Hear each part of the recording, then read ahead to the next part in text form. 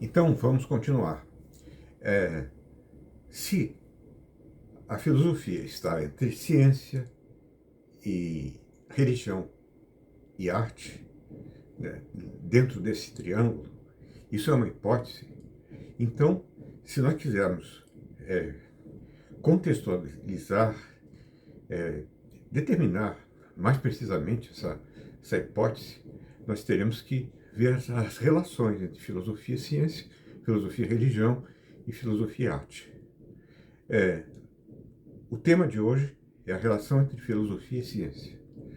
Eu entendo que a filosofia possa ser, em grande parte, uma proto-ciência. Historicamente, ela foi, mas quando nós relacionamos filosofia com ciência, a noção de ciência deve ser uma noção de ciência diferente daquela dos físicos do início do século XX, Popper, Ciclo de Viena, essas coisas, porque eles estavam interessados em ciências brutas, em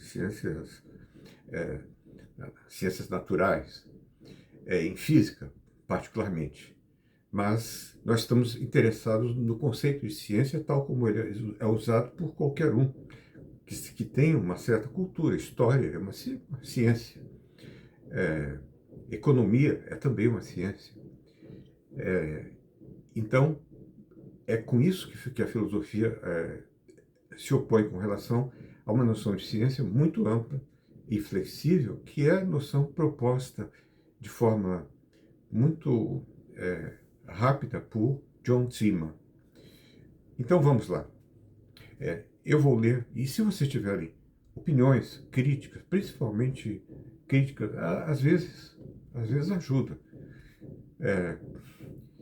Bom, e eu espero que vocês tenham paciência para ouvir isso. É o capítulo 3, Filosofia como antecipação conjectural da ciência. Onde a filosofia está, lá estará a ciência. Frase de Robert Nozick. Bom, então nesse capítulo eu gostaria de dar início à busca descritivista pelos critérios usados para identificar o discurso e o pensamento filosóficos. Minha hipótese inicial é de que, mesmo que não possamos encontrar um objeto próprio da investigação filosófica, não há, ou nada de metodologicamente relevante que lhe seja exclusivo, não há, ainda assim seremos capazes de encontrar algo muito peculiar na filosofia se prestarmos atenção à sua forma. O caráter, então, primeiro ponto, é o caráter inevitavelmente conjectural da indagação filosófica. Mesmo que o metafilósofo descritivista não encontre um traço identificador da filosofia nos aspectos materiais da investigação, ele poderá sempre encontrar um traço formal muito peculiar e comum a toda indagação filosófica, qual seja seu caráter conjectural. Especulativo. A filosofia é essencialmente um empreendimento conjectural especulativo, no sentido de que os filósofos não são capazes de produzir acordo consensual suficiente no que concerne às suas ideias, doutrinas e mesmo aos seus valores e concepções mais fundamentais. Não há filosofia cujos resultados possam ser tornados definitivos e indiscutíveis, como acontece, por exemplo, com a teoria da evolução natural. A razão dessa dificuldade não é difícil de ser encontrada. Para alcançarmos acordo consensual sobre os resultados de nossos questionamentos, precisamos compartilhar alguns pressupostos fundamentadores. Mas a filosofia, enquanto tal, carece de um mínimo de compartilhamento de pressupostos em quase todos os passos de sua indagação. Particularmente importante nesse aspecto é a ausência de pressupostos compartilhados capazes de produzir acordo consensual sobre a. Os data. Quais são os dados relevantes? Quais são as assunções gerais, de forma mais ampla, as assunções gerais que formam o pano de fundo do campo de investigação em questão? Quais são as questões e preocupações relevantes? Filósofos nunca concordaram sobre quais são os pressupostos e questões relevantes e muitas vezes sequer se elas realmente fazem sentido. E também, 2b, metodologia. O que deve contar com o procedimento de avaliação da verdade, caso este seja um objetivo relevante, ou seja, como procedimento de argumentação suficientemente capaz de confirmar as soluções aventadas, sejam elas empíricas ou conceituais. Aqui, filósofos nunca concordaram quanto ao peso de seus argumentos. Argumentos convincentes para uns podem parecer falaciosos ou irrelevantes para outros.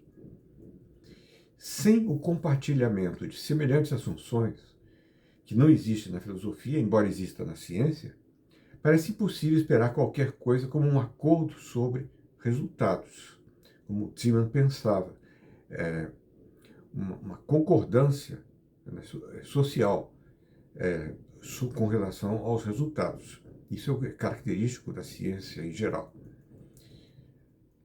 Para exemplificar, consideremos uma vez mais a doutrina platônica das ideias. Essa doutrina foi sugerida como solução para o problema da generalidade ou predicação e construída sob o pressuposto de que, para algo ser um objeto do conhecimento, esse algo precisa ser imutável. Esse pressuposto também fundava a teoria. Ora, como o mundo visível é sempre passível de mudanças, né, Heráclito, o único objeto próprio do conhecimento deve ser aquilo que Platão chamou de ideias ou formas, entidades eternas e imutáveis, existindo fora do tempo e do espaço, em um mundo puramente inteligível. Como consequência, podemos, por exemplo, generalizar, dizendo que muitas coisas são belas, além de predicar a beleza de uma grande diversidade de coisas visíveis, na medida em que elas exemplificam a ideia abstrata do belo. No entanto, a doutrina também conduz a dificuldades. Uma delas é a seguinte: como pode a ideia preservar a sua unidade quando compartilhada pelos muitos indivíduos aos quais se aplica? Para resolver esse problema, Platão apela para metáforas conhecidas como participação e cópia, por ele usadas de uma maneira metafísica e aparentemente inconsistente. Assim, ele é forçado a defender que muitas coisas podem participar de uma mesma ideia, mas sem dividi-la em partes, o que parece ser inconsistente com o conceito de participação. E ele também é forçado a pensar que uma coisa deve ser similar à ideia da qual é cópia, mas que a ideia não pode ser similar à coisa, o que parece inconsistente com o caráter simétrico da relação de similaridade, embora em um exame mais acurado a relação se revele assimétrica. Isso de Próclo. Embora o rosto que vejo no espelho seja reflexo do o meu rosto não é reflexo do rosto que vejo no espelho. A relação de cópia é de semelhança por derivação. Ainda assim, se há semelhança e a ideia é abstrata, é apenas inteligível, continua a ser algo problemático. O que tem os críticos da doutrina platônica a dizer acerca disso? Primeiro, eles são livres para rejeitar o pressuposto platônico de que o conhecimento deve ter por objeto algo imutável e para questionar a necessidade de se recorrer a objetos não empíricos do conhecimento não analítico. Ademais, eles podem se sentir tentados a considerar o conceito platônico de ideia, em última análise, incoerente, posto que a tentativa de explicá-lo é feita através de metáforas aparentemente irresgatáveis. São essas objeções justificáveis? É possível que sim, mas para ser mais justo, não sabemos ao certo. São poucos os platonistas atuais, mas eles existem. A incerteza é de fato esperada, visto que a filosofia consiste na criação de teorias fundadas sobre bases incertas. Essa é uma conclusão falibilista, um tanto deprimente, mas que filósofos tradicionais, um após outro, tentaram negar.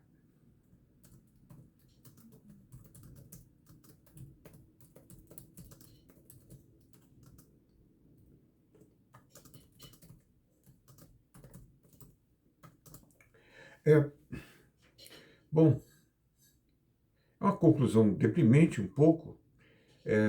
Como eles tentaram negar? Filósofos contemporâneos aceitaram o falibilismo. Já há um bom tempo aprenderam a admitir como inevitável. É uma pessoa que corrige o que está falando. Isso é indecente. Bom, de fato, não há não há exceção. Mesmo a filosofia terapêutica tentada pelo último Wittgenstein, que pretendia ser puramente descritiva, logo acabou por mostrar-se incapaz de produzir acordo consensual. Onde ele viu um remédio, outros viam um placebo e outros ainda um veneno. Essa impossibilidade de acordo consensual também provê o mais saliente termo de contraste entre filosofia e ciência. Diversamente da filosofia, em todas as ciências, tanto empíricas quanto formais, encontramos sempre um suficiente acordo prévio acerca de 1. Assunções gerais, que tornam possível a existência de problemas comuns e escolha de data, bem como 2.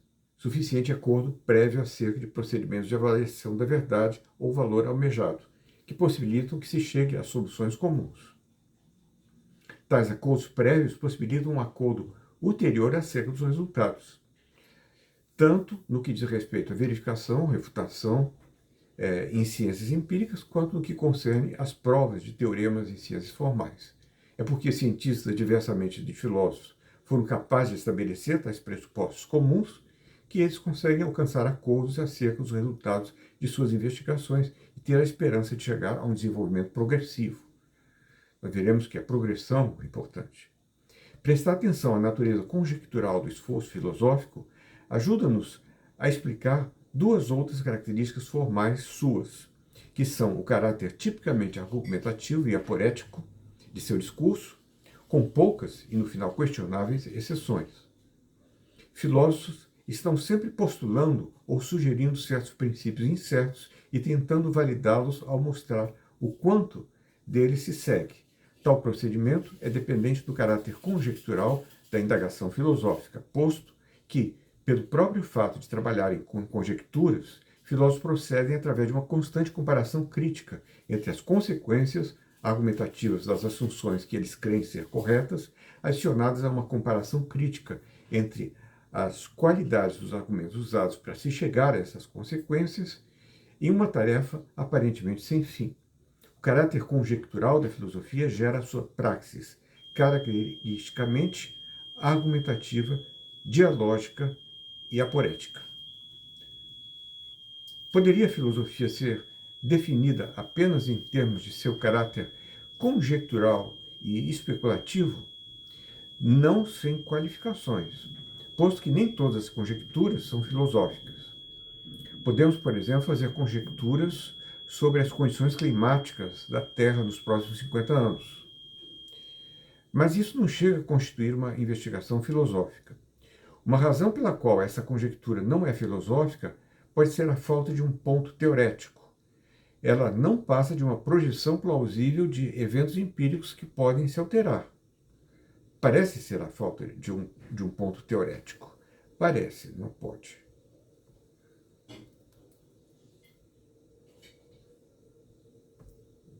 Vocês terão paciência?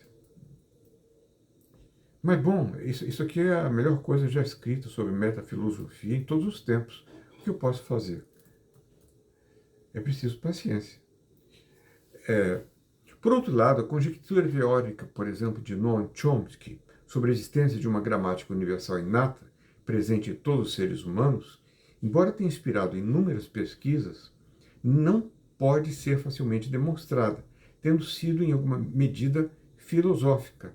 Mas ela só é filosófica em um sentido muito enfraquecido, posto que esse é um problema bastante específico, cujos caminhos de verificação experimental poderão ser facilmente reconhecidos quando encontrados. E hoje já existem desenvolvimentos a esse respeito. Perguntem à inteligência artificial. Vai se chegar lá.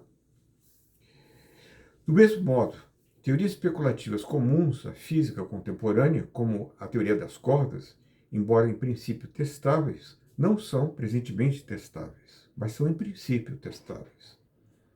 Elas possuem, diríamos, algo de especulativo ou filosófico, mas não são consideradas científicas apenas na medida em que os físicos não as consideram tão especulativas a ponto de parecer absurdo encontrar um meio de fazê-las passar pelo tribunal da experiência.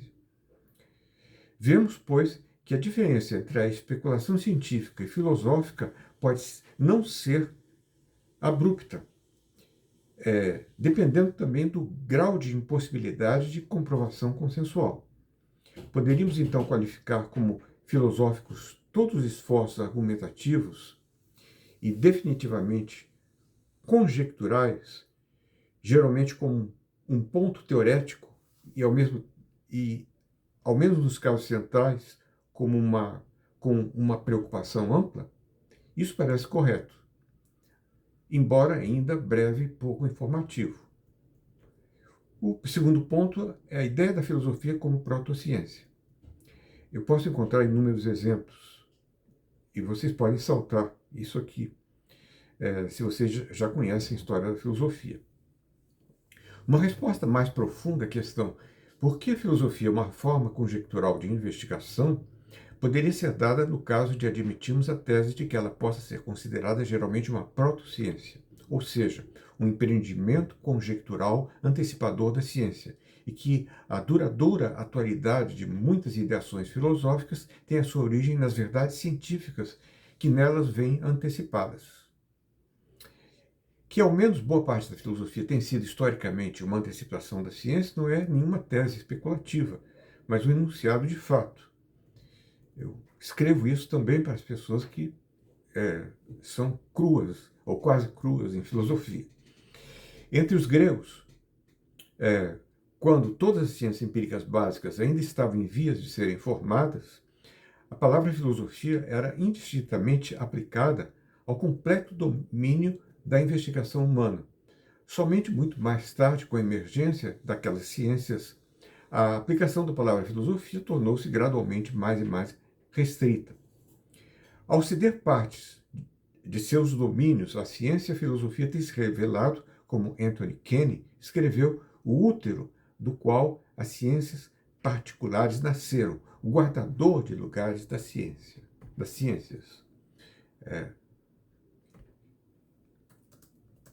O guardador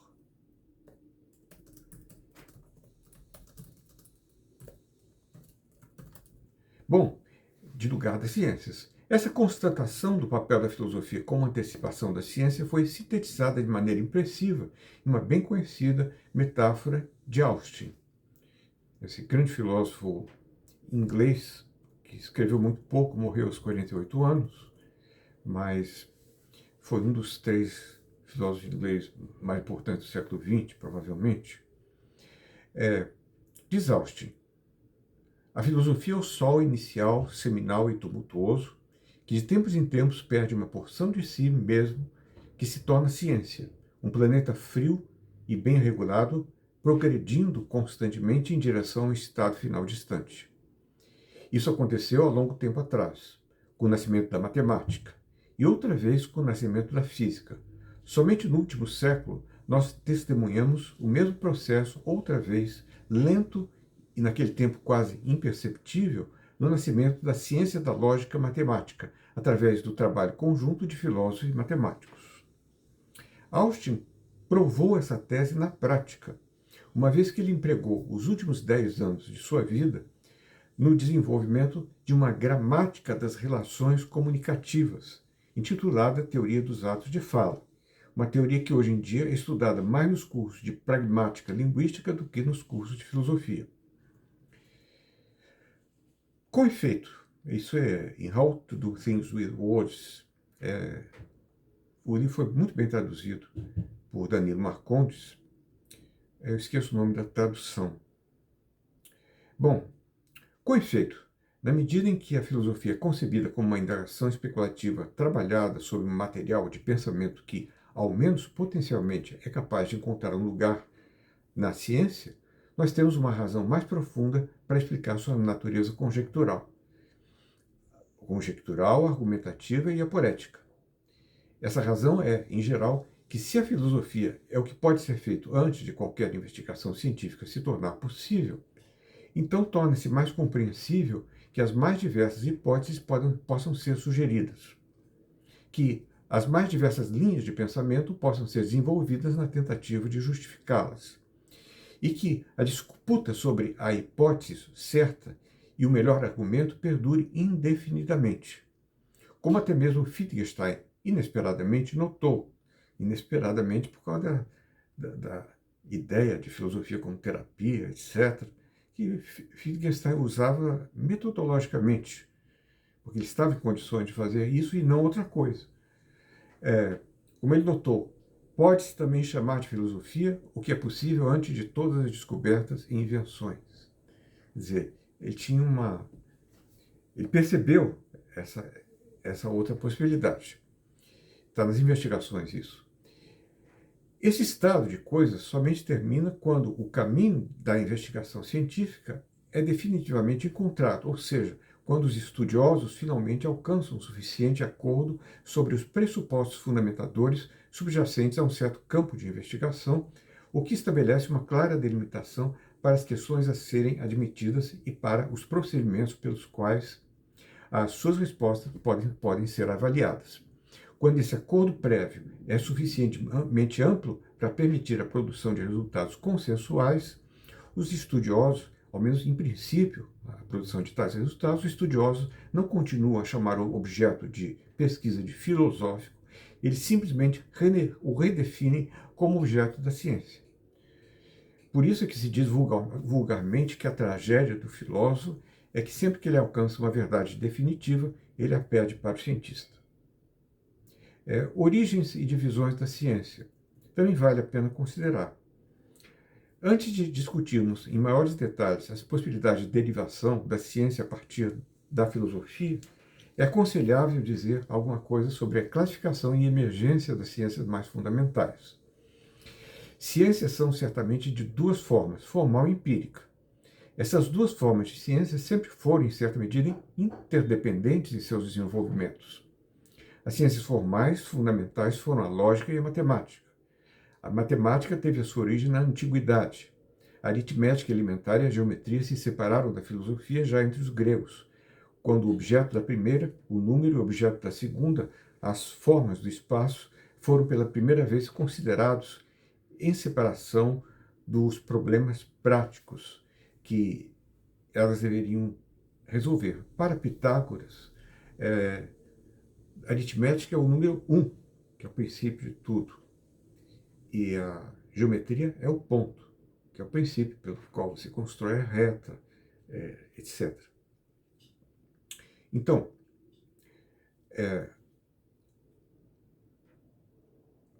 uma parte muito limitada da lógica, ao menos, também começou cedo, já com uma silogística aristotélica. Poderíamos falar de protológica e de uma proto-matemática filosófica? Certamente. O poema de Parmênides, por exemplo, contém uma sugestão metafisicamente formulada das leis lógicas da identidade, da não contradição e mesmo do terceiro escolhido, ao afirmar que o ser é e o que o não ser não pode ser, enquanto Platão já dispunha de uma teoria rudimentar da predicação. Além disso, os filósofos pitagóricos, impressionados com a realização da matemática abstrata, acreditavam que os números fossem a arquê, o princípio sustentador de toda a realidade, tomando ao seu modo o formal pelo empírico. No entanto, a verdadeira questão, ainda hoje filosófica, envolvendo a natureza dos números, ainda estava, por esse tempo, envolta na mais completa escuridão. Simplesmente não existia. O que é um número natural, por exemplo? Que ainda hoje é uma questão filosófica das mais problemáticas. Voltando às... Mas isso é uma espécie de matemática filosófica. Voltando às ciências empíricas, adotarei aqui uma versão corrigida e atualizada da velha classificação das ciências empíricas proposta por Auguste Comte. Comte era louco em certos momentos, era radical, escrevia coisas absurdas, mas ele tinha lucidez. E o que os filósofos esquecem, filósofos incomodados com Comte, é esse aspecto de lucidez genial que você pode encontrar, tanto na classificação das ciências, como na lei dos três estágios, que eu vou falar mais tarde. Posto que ela parece bastante razoável, essa classificação se for adequadamente considerada e reinterpretada, uma vez que é capaz de prover-nos de um rationale para a compreensão da ordem e aparecimento dessas ciências como um tronco historicamente demonstrado da árvore do conhecimento, que é muitíssimo mais complexa. Seu princípio é muitíssimo mais variegado. O seu princípio de classificação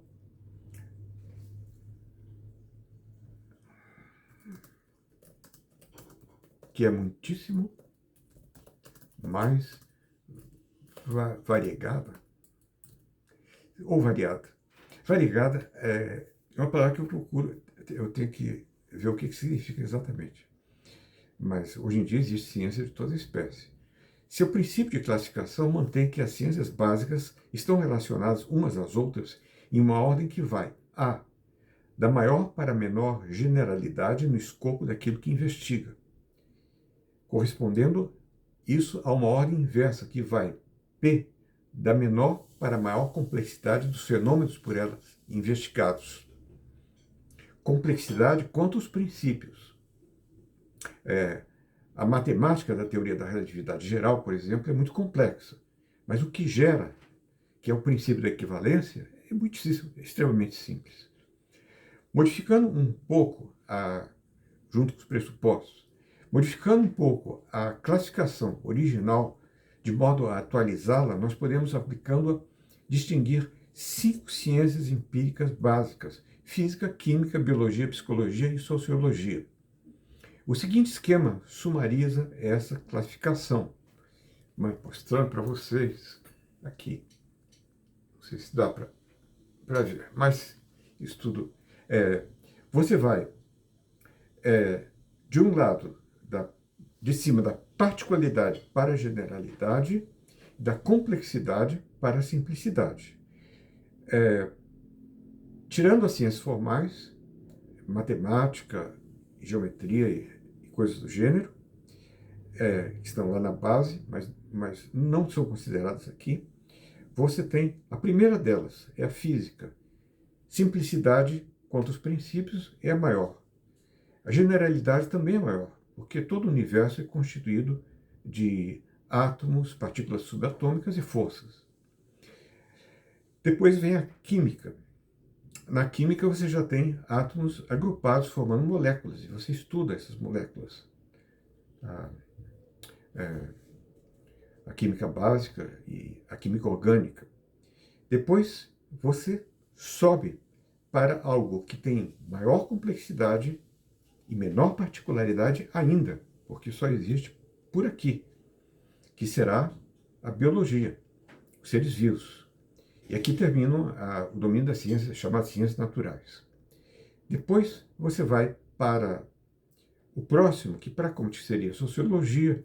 Ele não gostava muito da psicologia, talvez com algumas razões, mas eu colocaria as ciências humanas, a psicologia, que seria mais complexa, ainda mais particular, porque diz respeito à consciência humana, ou à consciência em certos animais, mas há animais como a minhoca que não devem ser conscientes, mas são seres vivos. E finalmente você chega à sociologia, que é a ciência dos seres humanos agrupados socialmente. E essa seria a ciência mais complexa para Comte e talvez seja realmente a ciência mais complexa do ponto de vista dos seus princípios. São princípios cheios de variáveis,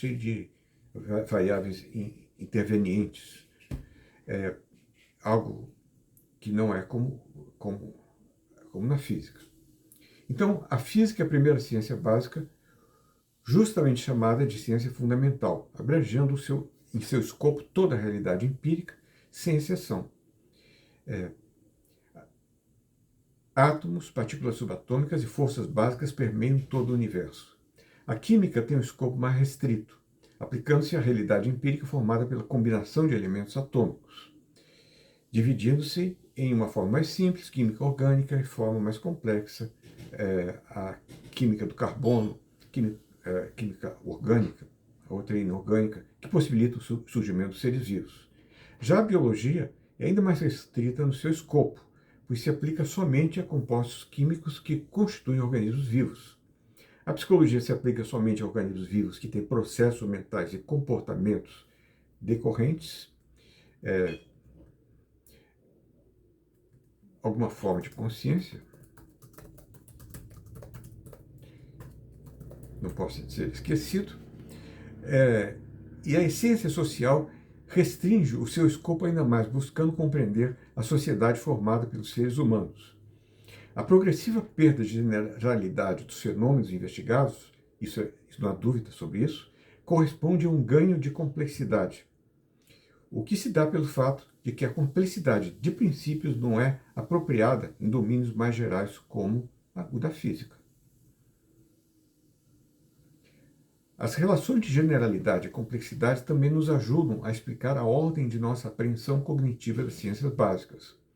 E relacionada a isso também a própria ordem de seu desenvolvimento histórico. Isso nos importa. De fato, para aprender física, nós não precisamos geralmente aprender qualquer coisa de química, muita coisa de química. Mas a química pressupõe algum entendimento de física nos seus fundamentos.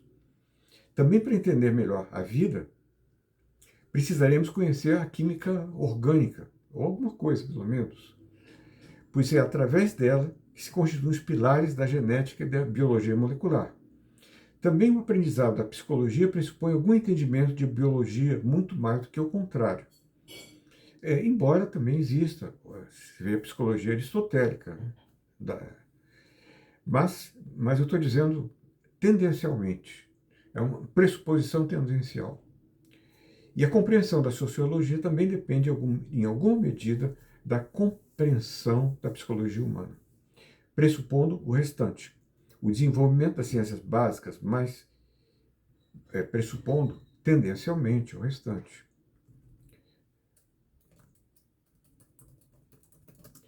O desenvolvimento das ciências básicas mais específicas e complexas depende, de uma maneira geral, do desenvolvimento das ciências mais gerais e mais simples.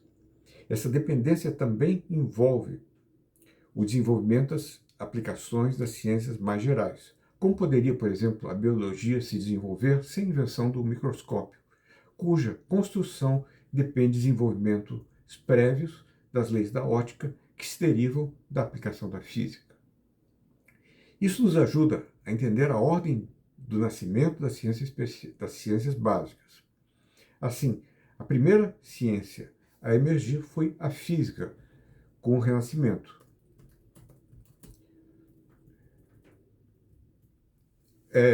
Embora houvesse rudimentos de física mesmo na antiguidade, exemplo, a descoberta da densidade específica por Arquimedes, somente após Galileu a física experimental foi capaz de emergir como um corpo unificado de ideias científicas. E também uma sociedade que se formou. A química só emergiu como ciência entre os séculos XVIII e XIX, final de 1700 e pouco, início de 1800, até 1830 e daí para frente. A psicologia desenvolveu-se como psicologia, se bem que eles não sabiam sequer o que era um átomo no século XIX. A psicologia desenvolveu-se como psicologia, não tinham tido experiência. A psicologia desenvolveu-se como psicologia experimental gradualmente a partir da virada do século XX. Mas ainda incerta, se julgada em termos, digamos, de psicologia profunda, como a psicanálise freudiana ambicionou ser. A sociologia, chamada por Comte de física social, só se apresentou realmente como um corpo teórico complexo, mas não verdadeiramente científico, de uma ciência a partir de Karl Marx, junto a Max Weber e Émile Durkheim. Tanto a psicologia quanto a sociologia se destacaram da filosofia apenas parcialmente, em um processo gradual, escalonado e conflituoso. Essas dependências nos ajudam a explicar por que o processo de afirmação da psicologia e da sociologia como ciências tem sido muito mais lento, laborioso e escalonado. Nós encontramos um salto, uma ruptura epistemológica clara no nascimento da física como um corpo de conhecimento científico com Galileu e Newton, nos séculos 17 e 18. No nascimento da química com Lavoisier ainda, Cavendish e outros, no final do século XVIII. E mesmo na muito mais escalonada organização da biologia como um corpo de conhecimento científico durante o século XIX, por cientistas como Pasteur, Claude Bernard, Mendel e Darwin. Rupturas ocorreram nessas ciências quando, além do acúmulo do conhecimento, foram encontrados métodos apropriados de investigação, os quais proveram a possibilidade de acordo consensual sobre o poder explicativo e preditivo de suas teorias dentro de um corpo unificado. Não obstante, quanto mais complexos e dependentes se tornaram os domínios de investigação, menos chances temos de saltos e rupturas. Isso vai explicar por que a filosofia, já em Aristóteles, tinha algo, pelo menos o cerne da metafísica, tinha algo que está presente ainda hoje. É um desenvolvimento muito gradual. E é claro que era o que havia de mais central e importante na filosofia. Ou então, digamos, a filosofia política. Mas, vejamos, não encontramos ruptura abrupta nos domínios mais complexos da psicologia e da ciência social. Uma razão para isso pode ser o irredutível elemento de evidência interna, introspectiva, que sempre desempenha um papel nas ciências humanas e sociais. Esse elemento de evidência interna não é aberto à observação interpessoal, e ele é reflexivo, e por essa razão não pode ser tão facilmente considerado objetivamente, embora ele não seja de modo algum desesperadamente subjetivo, como alguns pretendem. Mas uma outra razão para a constituição mais gradual das ciências humanas pode estar no fato de que, em domínio de maior complexidade e diversidade dos fenômenos estudados, os procedimentos avaliativos requerem um considerável conhecimento de fundo, o qual é provido pelas ciências mais fundamentais. Além de, não só, para sintetizar, de um modo ou de outro, as ciências humanas requerem, para o seu desenvolvimento, a maturidade das ciências mais básicas. E, em adição a isso, o desenvolvimento de suas possibilidades de aplicação técnica.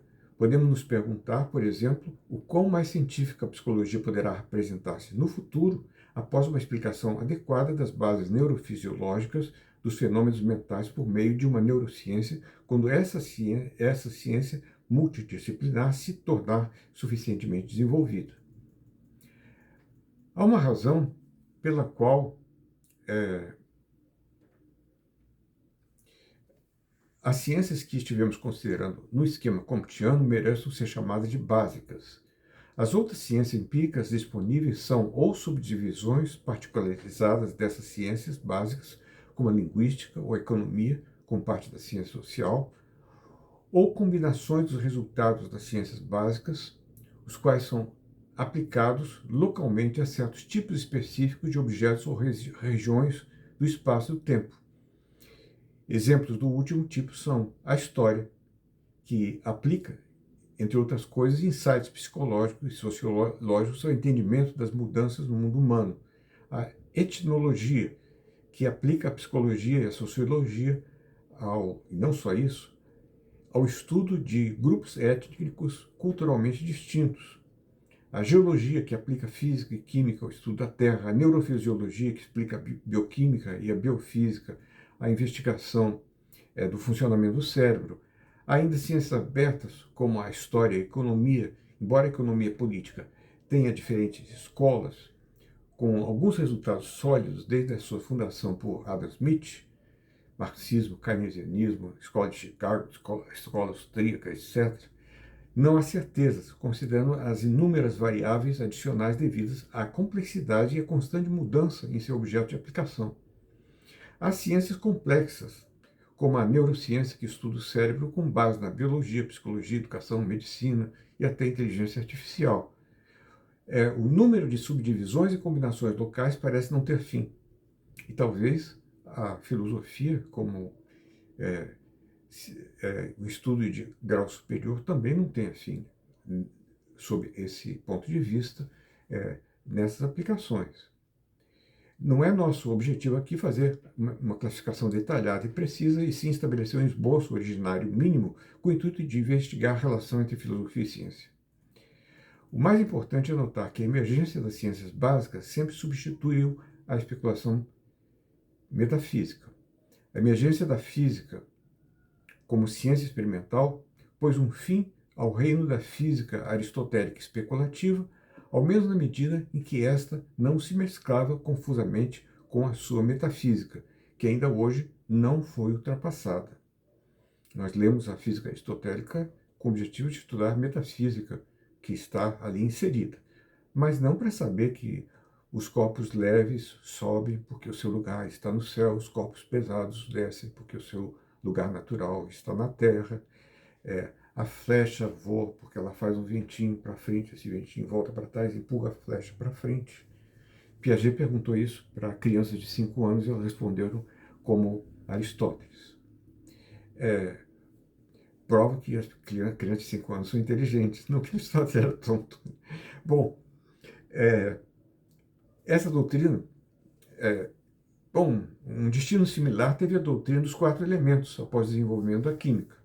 Essa doutrina, proposta por Empédocles no século V a.C. e aceita por Aristóteles, dominou o pensamento ocidental por mais de 2000 anos, só tendo sido seriamente questionada no século XVII por Robert Boyle. O mesmo aconteceu com o vitalismo, a doutrina segundo a qual os fenômenos vitais seriam controlados por impulsos imateriais, diferentes das forças físicas, após o desenvolvimento da genética molecular. Note-se que uma forma de vitalismo foi defendida no século XX por um filósofo como Henry Bergson, através de sua teoria do elan vital, após o desenvolvimento da biologia molecular.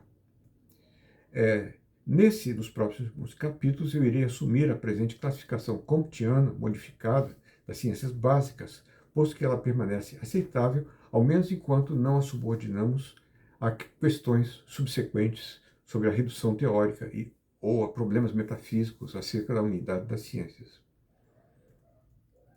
O que se segue são alguns exemplos de insights filosóficos proto-científicos, também para aqueles que estão curiosos ou que não conhecem muito. Nessa sessão, eu considerarei alguns exemplos de ideias filosóficas antecipando ideias científicas, respectivamente, nos campos da matemática, da física, da química, da biologia e da psicologia.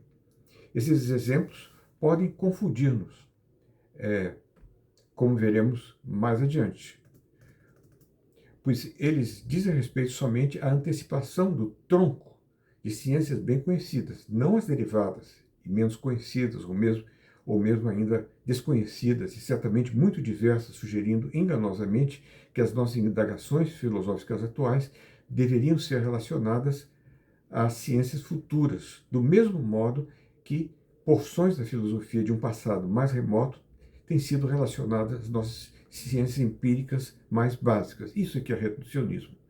Uma sugestão que pode ser responsável pela insistência em um cientismo ou positivismo teimoso, muito presente, mas obstrutivo do próprio desenvolvimento da ciência. Se mantivermos isso em mente, não deixa de ser instrutivo considerar esses exemplos. Meus primeiros exemplos dizem respeito à lógica e à matemática. Parmênides, com a sua doutrina segundo a qual o ser necessariamente é, enquanto não ser não pode ser,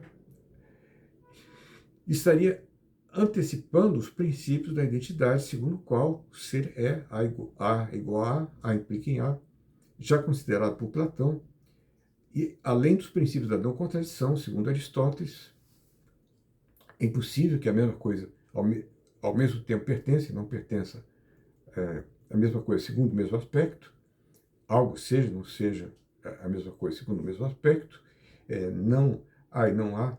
Aqui o formalismo confunde mais do que ajuda. E ainda o terceiro excluído, não há ou não há. Quer dizer, ou a coisa é ou não é, não pode estar entre ser e não ser. Aí você forma uma barreira que você não vai desconsiderar o limite indeterminado nessa barreira, porque esse limite indeterminado não nos ajuda em saber ou não saber alguma coisa, em afirmar ou negar. Eu acho que é basicamente essa a razão. Mas deixamos isso para lá. Ele não concebe algo entre o ser e não ser. É só isso. Uma antecipação da matemática, vejam bem, pode ser encontrada a resposta de Aristóteles ao paradoxo do movimento de Zenão, de Eleia, segundo o qual Aquiles não é capaz de alcançar uma tartaruga em uma corrida se for dada a ela certa vantagem, uma vez que sempre que Aquiles chega ao ponto ao qual a tartaruga se encontrava, ela já se moveu um pouco adiante. Aristóteles respondeu, na física, notando que o tempo necessário para que Aquiles percorra cada intervalo especial é inversamente proporcional ao tamanho desse intervalo. Como o intervalo de tempo necessário para a cobertura de cada novo intervalo espacial diminui ao infinito, tanto quanto a distância da tartaruga, ele logo a ultrapassa. A sugestão de Aristóteles antecipa a noção de limite, que será empregada muitos séculos depois com o cálculo infinitesimal por Leibniz e Newton. Considerando agora exemplos empíricos, nós temos a ideia defendida por Anaximandro, são curiosos, muito considerados por Popper, 647, 610 a.C., de que a Terra não é sustentada por nada, encontrando-se estacionariamente suspensa, já que igualmente distante de todas as coisas, sendo por isso impossível para ela mover-se simultaneamente em direções opostas.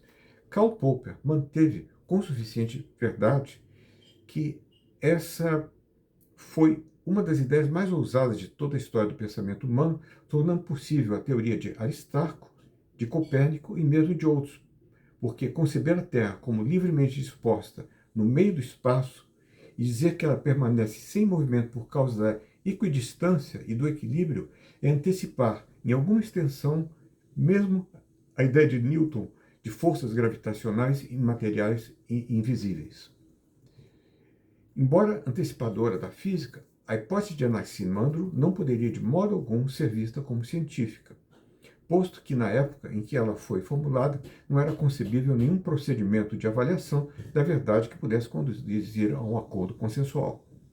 Por contraste, as ideias de Copérnico e Newton foram capazes de ser avaliadas e de obter acordo consensual com precisão matemática acerca de sua verdade ou falsidade, posto que tal condição de cientificidade já havia se tornado alcançável na época de sua formulação. Um exemplo, por demais conhecido, de antecipação é também a teoria atomista de Demócrito e Leucipo, século V a.C., segundo o qual pedaços visíveis de matéria são agregados de átomos invisíveis e fisicamente indivisíveis, os quais possuem inúmeras formas distintas. Essa teoria é uma antecipação especulativa pelo que poderíamos chamar de forma de uma teoria atômica da matéria. Uso aqui a noção de forma, que vem de Dummett. Ainda que não se deu o seu conteúdo próprio. E a teoria dos 4 elementos, terra, ar, água e fogo, sugerida pela primeira vez por Empédocles, antecipa em termos de forma a tabela periódica de Mendeleev, com a sua sequência de elementos químicos fundamentais. No que concerne à cosmologia, há da parte dos pré-socráticos tanto uma antecipação da teoria contemporânea do Big Bang, quanto a do universo pulsátil. Sobre a antecipação da teoria do Big Bang, ela foi, segundo Sir Anthony Kenny, sugerida por Anaxágoras. A História da Filosofia de Anthony Kenny está traduzida para português hoje. Eu me contento em traduzir aqui a fiel exposição de Kenny. Assim diz Kenny, resumindo Anaxágoras. Todas as coisas estavam juntas, infinitas em número, infinitas em pequenez, pois o pequeno também era infinito. Com todas as coisas estavam juntas, nenhuma era reconhecível em razão de sua pequenez. Essa pedrinha primeva começou a girar, jogando para fora o éter e o ar circundantes, formando dessa maneira as estrelas, o sol e a lua. Mas a separação nunca foi completa, permanecendo ainda hoje em cada coisa uma porção de tudo mais. A expansão do universo continua até hoje e continuará no futuro. Talvez tenha gerado mundos outros que não o nosso, com animais e pessoas e cidades e produtos da Terra, precisamente como acontece conosco, e também com o Sol e a Lua, precisamente como em nosso caso. Isso uns 500, 600 anos antes de Cristo. Assim, Anaxágoras não só foi o primeiro a sugerir uma teoria do Big Bang, mas até mesmo a ideia de que existem outros planetas no universo habitados por civilizações tão desenvolvidas quanto a nossa. Já no que diz respeito à teoria do universo pulsátil, ela foi sugerida por Empédocles, cerca de 450 a.C., que acreditava que o universo era dividido por duas forças alternantes, do amor e da discórdia. Quando a força do amor reina, o universo se amalgama em uma unidade. Quando a força da discórdia reina, o universo se dispersa em muitos, em um eterno revezar.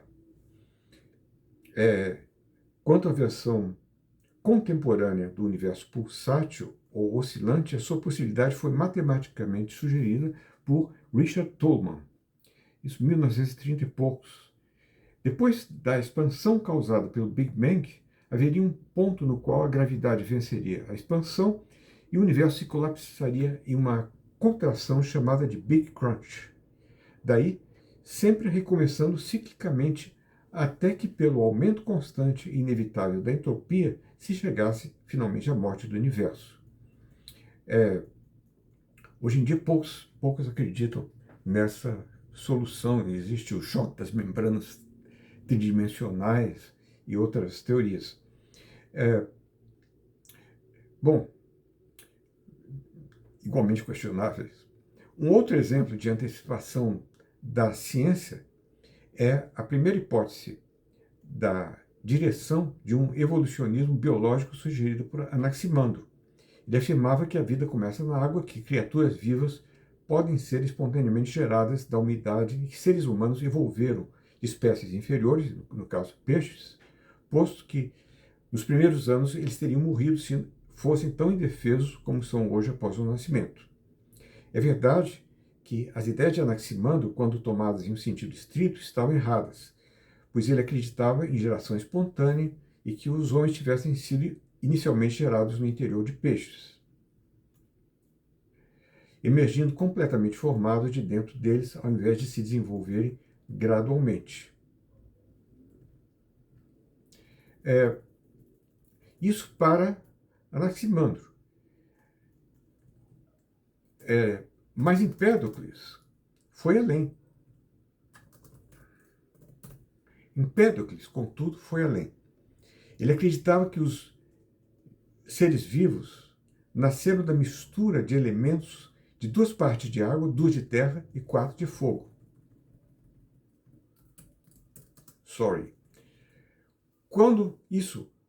Com isso foram formadas partes de animais.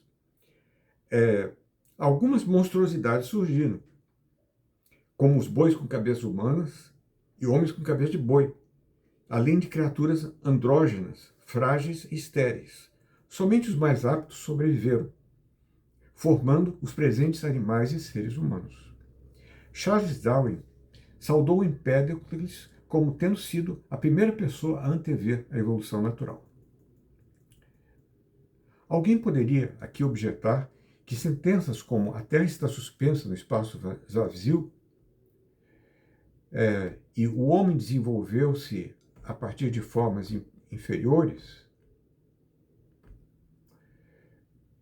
de vida, que podem ser abstraídas da obra de filósofos pré-socráticos, são de fato verdades científicas.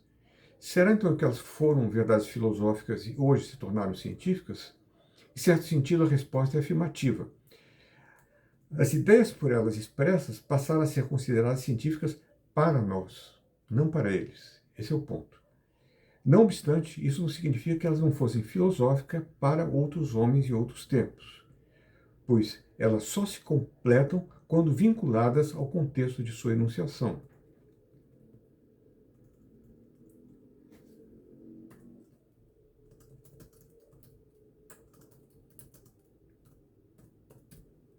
Ora, precisamente porque estamos examinando ideias de pensadores do passado, tais ideias precisam ser consideradas no contexto de onde nasceram, pois nos quais, pela ausência de reforços evidenciais, elas só poderiam ser endereçadas especulativamente. Ou seja, o predicado é filosófico somente faz sentido próprio quando relacionado ao contexto histórico no qual essas ideias são consideradas. Como nós situamos as sentenças acima no contexto da obra dos filósofos pré-socráticos, quando praticamente não havia evidência subjacente, nós a consideramos meramente especulativas. Mas, do contrário, nós a consideraríamos científicas. Digamos um palpite é certo, mas foi apresentado 3.000 anos atrás, não torna científico aquele palpite dentro daquele contexto. Para nós é.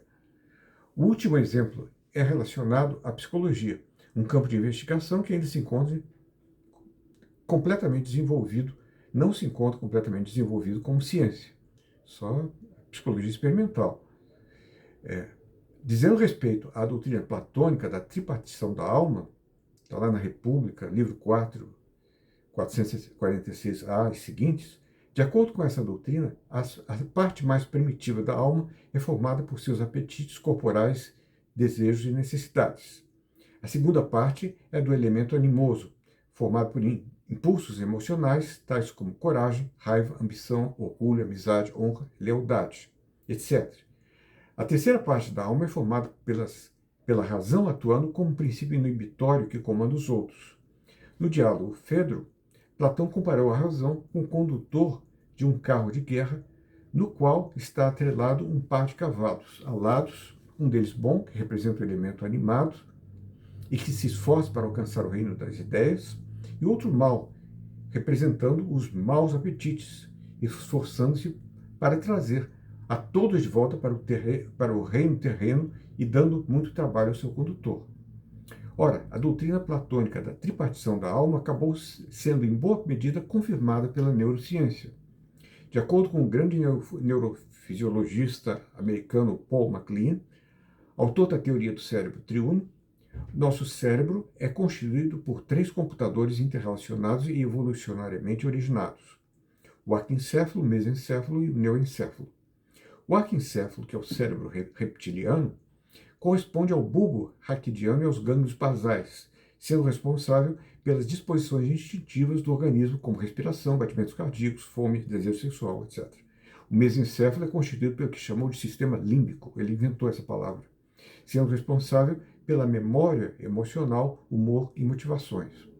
Há, por fim, o neoencéfalo, que constitui o córtex, ocupando no ser humano cerca de 78% da massa encefálica, sendo responsável pelo pensamento e pela linguagem, pela tomada de decisões racionais e pela consciência. Um animal como a cobra, por exemplo, praticamente não tem o neoencéfalo.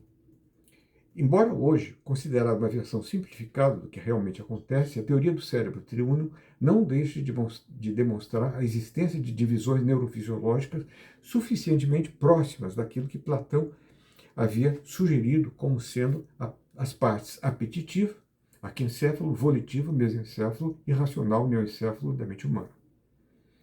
Sob a perspectiva da psicologia, agora, a mesma teoria, a teoria platônica da tripartição da mente, também pode ser vista como um precursor da teoria estrutural da mente proposta por Sigmund Freud. Freud, aliás, diz: eu não quis ler Platão para poder ser original à minha maneira.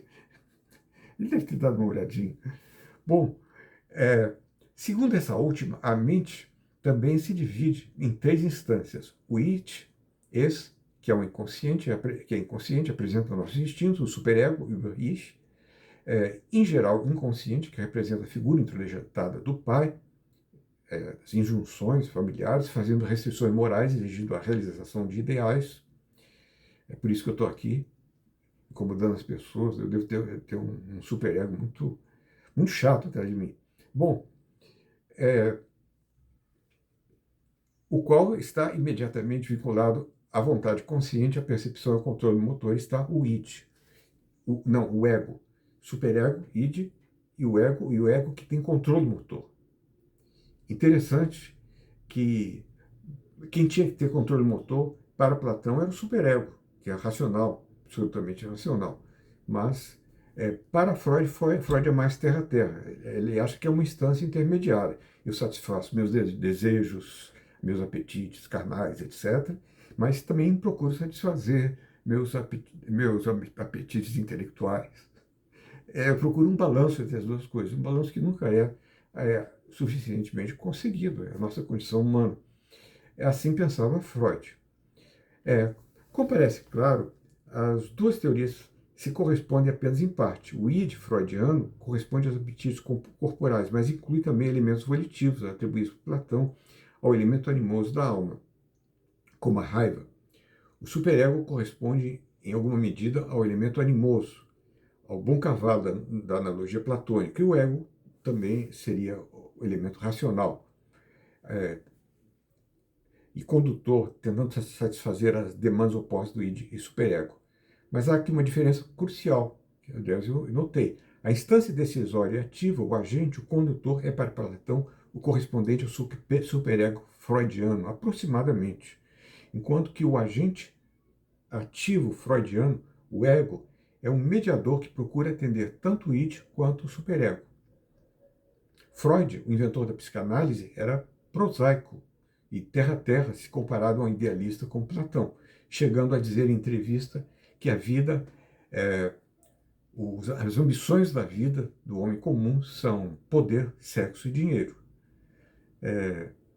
Eu acho que ele não era nem um pouco marxista, Freud. Bom, mas agora, a comparação dessas três teorias seria motivo de um livro inteiro, e eu não sou competente em psicanálise, que é muito complexa, o suficiente para digredir ou dissertar sobre isso. Quando confrontamos essas teorias, nos deparamos com uma dificuldade similar àquela que encontramos quando tentamos comparar teorias filosóficas. De fato, a psicanálise freudiana não chega a satisfazer condições de investigação científica, se essas exigirem que os especialistas sejam capazes de chegar a um acordo consensual sobre os resultados, pois seus praticantes nunca conseguiram chegar a tal acordo, por mais preparados que fossem, o que levou a psicanálise a fragmentar-se em uma variedade de escolas competidoras, cada qual dirigida por seus próprios mentores intelectuais. Não obstante, a sugestão de Platão era baseada somente em sua experiência e informação geral sobre o comportamento humano em geral. A teoria freudiana tirou as suas conclusões do método de associações livres, comparativamente aplicado a inúmeros pacientes, além de introduzir um novo elemento teórico, o inconsciente, e de ser desenvolvida de maneira menos metafórica e muito mais detalhada. A teoria estrutural da mente pretende dizer-nos mais e parece realmente fazê-lo. Mesmo incerta e questionável, ela sugere um quadro conceitual mais apto a ser avaliado dentro das categorias inerentes à psicologia contemporânea. Então, há nisso uma evolução óbvia? Infelizmente, não. Nem tudo o que Platão escreveu sobre a tripartição da alma é resgatado pela psicanálise e ainda menos pela teoria do cérebro triuno. Considere, por exemplo, a associação que Platão faz entre a tripartição da alma e as 4 virtudes cardinais da Hélade, que é a virtude da parte racional é a sabedoria, a da parte da alma volitiva é a coragem, a virtude da alma apetitiva, para Platão, sob controle da vontade, é a temperança. Finalmente, é da harmonia de cada uma dessas partes da alma, de modo a formar um todo, especialmente dentro do estado justo, que nós teríamos a virtude da justiça. Nossa busca pela certeza parece dar aqui lugar à crença heraclitiana de que a psique humana, para nosso abatimento, é infinitamente complexa e inesgotável. Como dizia Heráclito, tu não encontrarás os confins da alma, caminhos o quanto caminhares, tão profunda é a sua razão. Eu quero concluir essa sessão com uma observação terminológica acerca do conceito de antecipação da ciência. Nós podemos distinguir entre boas e más antecipações. Os exemplos considerados podem ser vistos como boas antecipações. As ideias de Anaximander sobre a forma e localização da Terra, a ideia de Empédocles sobre a seleção biológica.